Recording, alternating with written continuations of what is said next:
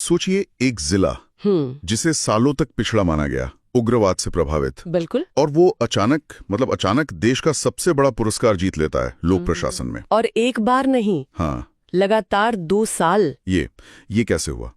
आज हम इसी की एक गहरी पड़ताल करने वाले हैं। ये कहानी है झारखंड के गुमला जिले की। और ये कहानी वाकई दिलचस्प है, क्योंकि ये दिखाती है कि कैसे एक जगह अपनी जड़ों को, अपनी विरासत को साथ लेकर आगे बढ़ सकती है। हमारे पास जो स्रोत हैं वो इसी बदलाव की कहानी बताते हैं। तो चलिए समझते हैं कि गुमला के इस विरासत से विकास तक के सफर के पीछे का राज क्या है। बिल्कुल। और इसकी शुरुआत जिले को थोड़ा जानने से करते हैं। तो गुमला जो है वो असल में झारखंड के दक्षिणी छोटा नागपुर पठार का दिल है। अच्छा। और 1983 में ये रांची से अलग होकर एक जिला बना था। और ये जानना जरूरी है कि यहाँ की लगभग 94% आबादी वो गांव में रहती है। 94%। तो इसकी कहानी एक तरह से भारत के गांव की कहानी है। बिल्कुल। अच्छा, किसी भी जगह को जानने से पहले मैं हमेशा उसके नाम के बारे में सोचता हूँ। गुमला, ये नाम कहाँ से आया? इसमें एक लोक कथा वाली फील है। और आपकी फील बिल्कुल सही है। इसके नाम के पीछे 2 मजेदार कहानियां हैं। एक तो ये कि ये गौ मेला से आया। गौ मेला मतलब गायों का मेला? हाँ, यहाँ हफ्ते में एक बार पशुओं का बहुत बड़ा बाजार लगता था, जो धीरे धीरे गुमला बन गया। मतलब नाम में ही अर्थव्यवस्था छिपी हुई है। और दूसरी कहानी क्या है? दूसरी कहानी और भी स्थानीय है। मुंडारी भाषा में एक शब्द है गुमला, जिसका मतलब धान कूटने के काम से जुड़ा है। अच्छा। और ये दोनों ही चीजें, पशुपालन और धान, आज भी वहां की जिंदगी का एक बहुत अहम हिस्सा है। और इसका इतिहास? इतिहास भी कमाल का है। एक जमाने में ये नागवंशी राजाओं का गढ़ था, फिर अंग्रेजों के समय ये रांची का हिस्सा बना, और आजादी के बाद 1983 में इसे अपनी अलग पहचान मिली। तो यहाँ की जमीन का नक्शा भी जरूर दिलचस्प होगा। रिपोर्ट में पाट क्षेत्रों का जिक्र है, ये क्या चीज है? हाँ, गुमला की जमीन का नक्शा बड़ा ही अनोखा है। ज्यादातर इलाका तो ऊंचा नीचा लहरदार है, लेकिन कुछ जगहों पर, जैसे बिशुनपुर घाघरा में, अचानक आपको सपाट पठार दिखते हैं। एकदम सपाट? हाँ, 2500 से 3000 फीट ऊंचे पठार, उन्हें ही पाट कहते हैं। और इन्हीं पठारों पर बॉक्साइट का विशाल भंडार है। लगभग 21 खदानें हैं। और शायद इसी वजह से इसे जनजातीय हृदय स्थल यानी ट्राइबल हार्टलैंड भी कहते हैं। यहाँ का सामाजिक ताना बाना कैसा है? एकदम सही। गुमला की आत्मा इसकी जनजातीय संस्कृति है। यहाँ की कुल आबादी का लगभग 69% हिस्सा अनुसूचित जनजाति का है। ओरांव, मुंडा, खड़िया और असुर, ये सब प्राचीन जनजातियां यहाँ सदियों से रहती आई हैं। इसी रिपोर्ट में एक आंकड़ा है जिसमें मेरा ध्यान खींचा, वो है यहाँ का लिंगानुपात, जेंडर रेशियो। हाँ, और ये कोई मामूली बात नहीं है। ये दिखाता है कि समाज में महिलाओं का स्थान कितना महत्वपूर्ण और सम्मानित है। ये आंकड़ा सिर्फ एक नंबर नहीं, बल्कि यहाँ की सामाजिक सेहत का एक बहुत बड़ा इंडिकेटर है। जाहिर है, जहाँ इतनी विविधता होगी वहाँ की संस्कृति भी बहुत रंगीन होगी। भाषा, त्योहार, नाच गाने। बिल्कुल। यहाँ सादरी, कुड़ुक, मुंडारी जैसे भाषाएं हवा में घुली हुई हैं। त्योहार प्रकृति से जुड़े हैं, जैसे सरहुल जो पेड़ों और फूलों का त्योहार है, या करम। और लोक नृत्य तो यहाँ की जिंदगी की धड़कन है। पैका नृत्य का जिक्र है, जिसे एक तरह का मार्शल आर्ट बताया गया है। हाँ, पैका एक मार्शल आर्ट जैसा नृत्य है। उसमें गजब की ऊर्जा होती है। फिर झूमर और डोमकच है, जो हर शादी ब्याह की शान है। और कला, बांस की कारीगरी और डोकरा कला के बारे में भी लिखा है। जी, जारी गुमटा गांव तो बांस के कलाकारी का हब माना जाता है। और डोकरा आर्ट, जो मोम से धातु की मूर्तियां बनाने की हजारों साल पुरानी तकनीक है, वो यहाँ आज भी जिंदा है। तो यहाँ की संस्कृति, प्रकृति और कला से बहुत गहराई से जुड़ी है। मुझे लगता है कि यही जुड़ाव यहाँ की आस्था में भी दिखता होगा। टांगीनाथ धाम जैसी जगहों का जिक्र है। टांगीनाथ धाम तो एक रहस्यमयी जगह है। मान्यता है कि ये भगवान परशुराम की तपोभूमि है। लेकिन वहां एक चीज है जो दिमाग घुमा देती है। वो क्या? एक विशाल त्रिशूल, कहते हैं 1200-1300 साल पुराना है। और कमाल यह है कि वो खुले में पड़ा है। बारिश, धूप सब सहता है, पर उस पर आज तक जंग का एक धब्बा तक नहीं है। बिल्कुल दिल्ली के आयरन पिलर जैसा। हाँ, वैसा ही एक अजूबा। वैज्ञानिक आज भी हैरान है कि उस जमाने में ऐसी मेटलर्जी कैसे संभव थी। वाकई कमाल है। और अंजन धाम, उसका क्या महत्व है? अंजन धाम को भगवान हनुमान का जन्म स्थान माना जाता है। वहां एक गुफा है जहां कहते हैं माता अंजनी रहती थीं। उस जगह की अपनी एक अलग ही ऊर्जा है। एक और नाम है नवरत्नगढ़, जिसे झारखंड का हम्पी भी कहा गया है। नवरत्नगढ़ नागवंशी राजाओं की शान का प्रतीक है। 17वीं सदी में राजा दुर्जन साल ने इसे बनवाया था। सोचिए, उस जमाने में एक 5 मंजिला महल। 5 मंजिला। हाँ, जिसकी वास्तुकला में मुगल और स्थानीय शैली का संगम था। आज उसकी 3 मंजिलें ही बची हैं, लेकिन उसे देखकर आप उस दौर की भव्यता का अंदाजा लगा सकते हैं। तो एक तरफ इतनी समृद्ध विरासत, संस्कृति, इतिहास, लेकिन दूसरी तरफ हमने बात की कि इसे एक पिछड़ा जिला माना जाता था। उग्रवाद, गरीबी, ये विरोधाभास क्यों? यही तो गुमला की कहानी का सबसे अहम मोड़ है। दशकों तक ये जिला वामपंथी उग्रवाद, भयानक गरीबी, कुपोषण और सिर्फ बारिश के भरोसे होने वाली धान की खेती, इन समस्याओं के चक्र में फंसा हुआ था। तो फिर बदला क्या? ऐसी कौन सी नई सोच आई जिसने सब कुछ पलट दिया? सोच में एक बुनियादी बदलाव आया।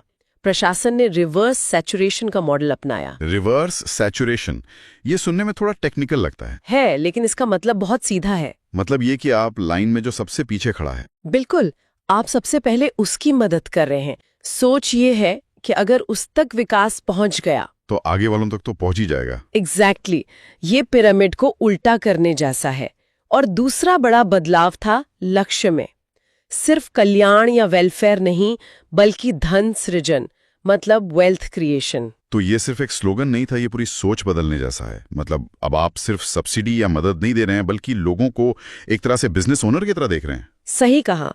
और मिशन रागी इसी सोच का सबसे बड़ा सबूत बना। हाँ, मिशन रागी। रिपोर्ट में इसे क्रांतिकारी कहा गया। आंकड़े तो अविश्वसनीय है। सिर्फ 18 महीनों में रागी की खेती 1600 एकड़ से बढ़कर 30,000 एकड़ हो गई। जी, 30,000 एकड़। और आज गुमला को भारत की रागी राजधानी कहने की तैयारी हो रही है। 1600 से 30,000 एकड़, ये आंकड़ा सुनने में सच नहीं लगता। क्या किसानों ने आसानी से मान लिया था? क्योंकि भारत में किसानों को नई फसल के लिए मनाना सबसे मुश्किल कामों में से एक है। बिल्कुल नहीं माना। शुरू में तो बहुत संदेह था। धान उनकी पारंपरिक फसल थी, उनकी पहचान थी। तो फिर कैसे हुआ ये? यहाँ पर प्रशासन ने सिर्फ ट्रेनिंग नहीं दी, बल्कि एक पूरा इकोसिस्टम बनाया। उन्होंने रागी चौपाल लगाई, सफल किसानों को हीरो की तरह पेश किया। और सबसे बड़ी बात, क्या? खरीदने की गारंटी दी। जब किसान को देखा कि फसल उगाने से पहले ही उसका बाजार तैयार है, तब जाकर भरोसा बना। मतलब जोखिम सरकार ने उठाया, फायदा किसान को दिया। बिल्कुल। और रागी तो जैसे जमीन के लिए बनी ही थी। ये सूखा प्रतिरोधी है, इसे धान के मुकाबले बहुत कम पानी चाहिए। नतीजा ये हुआ कि किसानों की आमदनी कई गुना बढ़ गई। लेकिन कहानी यहाँ खत्म नहीं हुई होगी। नहीं, असली खेल तो वैल्यू एडिशन का था। मतलब सिर्फ उगाना काफी नहीं था। एग्जैक्टली। असली पैसा फसल में नहीं, प्रोडक्ट में होता है। इसके लिए महिला स्वयं सहायता समूहों को जोड़ा गया, प्रोसेसिंग यूनिट्स लगाई गई, और फिर जोहार रागी नाम से एक ब्रांड बनाया गया। जोहार रागी नाम भी कितना अच्छा। महिलाओं को रोजगार मिला और जिले के कुपोषण पर सीधा वार हुआ। ये तो कमाल का 360 डिग्री मॉडल है। कोई आश्चर्य नहीं कि हार्वर्ड बिजनेस स्कूल ने इसे केस स्टडी के तौर पे चुना है। जी, क्योंकि ये दिखाता है कि कैसे एक स्थानीय फसल एक पूरे जिले की तकदीर बदल सकती है। तो ये आर्थिक बदलाव निश्चित रूप से सामाजिक बदलाव भी लाया होगा, खासकर महिलाओं की जिंदगी में। बिल्कुल। रागी मिशन तो बस एक उदाहरण है। प्रोजेक्ट किशोरी को देखिए। ग्रामीण महिलाओं ने सैनिटरी पैड बनाने का काम शुरू किया। उन्होंने 5 लाख से ज्यादा पैड बेचे। 5 लाख? हाँ, ये सिर्फ पैसा कमाना नहीं था, ये स्वास्थ्य, स्वच्छता और औरतों के आत्मसम्मान से जुड़ा एक बहुत बड़ा कदम था। और स्वयं सहायता समूहों का 49 करोड़ का टर्नओवर, ये आंकड़ा तो किसी भी छोटी कंपनी को टक्कर दे सकता है। यही तो वेल्थ क्रिएशन है। ये महिलाएं अब सिर्फ लाभार्थी नहीं, बल्कि उद्यमी हैं, एंटरप्रेन्योर हैं। लेकिन विकास की इस दौड़ में उनका क्या हुआ जो सबसे पीछे थे, मतलब सबसे कमजोर? रिपोर्ट में पीवीटीजी समुदायों का जिक्र है। पीवीटीजी यानी विशेष रूप से कमजोर जनजातीय समूह हैं। ये वो समुदाय हैं जो विकास की दौड़ में सबसे पीछे छूट जाते हैं। जैसे असुर, कोरवा, बिरहोर, इन तक पहुंचना ही अपने आप में एक चुनौती है। तो उन तक विकास कैसे पहुंचा? यहीं पर अंत्योदय का सिद्धांत लागू हुआ। नेतरहाट के पठार पर बसे इन दुर्गम गांवों को प्राथमिकता दी गई। ओरपाट जैसे गांव को मॉडल विलेज बनाया गया। कल्पना कीजिए, एक ऐसा गांव जहां हर घर में सोलर बिजली हो, हर घर में नल से पानी आता हो। इन इलाकों में तो ये किसी सपने जैसा लगता होगा। बिल्कुल, स्वास्थ्य पर भी उतना ही ध्यान दिया गया। सिकल सेल एनीमिया, जो इन समुदायों में एक बड़ी समस्या है, उसकी घर घर जाकर स्क्रीनिंग की गई। मोबाइल मेडिकल यूनिट्स के जरिए इलाज उनके दरवाजे तक पहुंचाया गया। तो इन सभी कोशिशों का नतीजा है वो प्रधानमंत्री पुरस्कार जिनकी बात हमने शुरू में की थी। हाँ, 2022 और 2023 में लगातार 2 साल लोक प्रशासन में उत्कृष्टता के लिए प्रधानमंत्री पुरस्कार मिलना इन सभी प्रयासों पर एक राष्ट्रीय मोहर है। और नीति आयोग के आकांक्षी जिला कार्यक्रम में भी टॉप पर रहना। ये साबित करता है कि ये कोई एक बार का तुक्का नहीं, बल्कि एक स्थायी और सफल मॉडल है। हर महान जगह की पहचान उसके लोगों से भी होती है।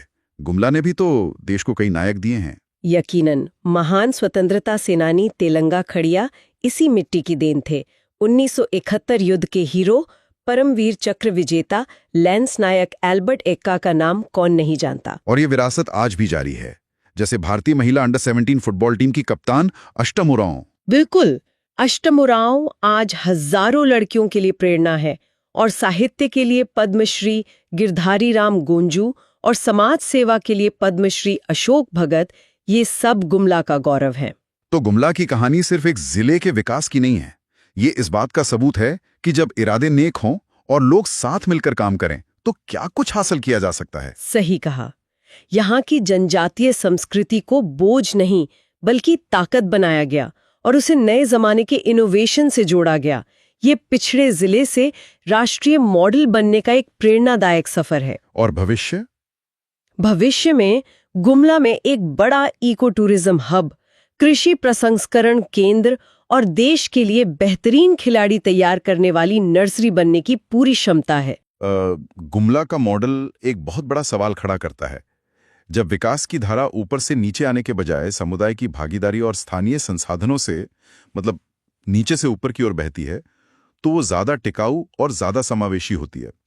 सोचने वाली बात यह है कि गुमला का ये मॉडल, जहां विरासत को सहेजते हुए तकनीक को अपनाया गया है, देश के दूसरे हिस्सों के लिए कितनी बड़ी सीख बन सकता है।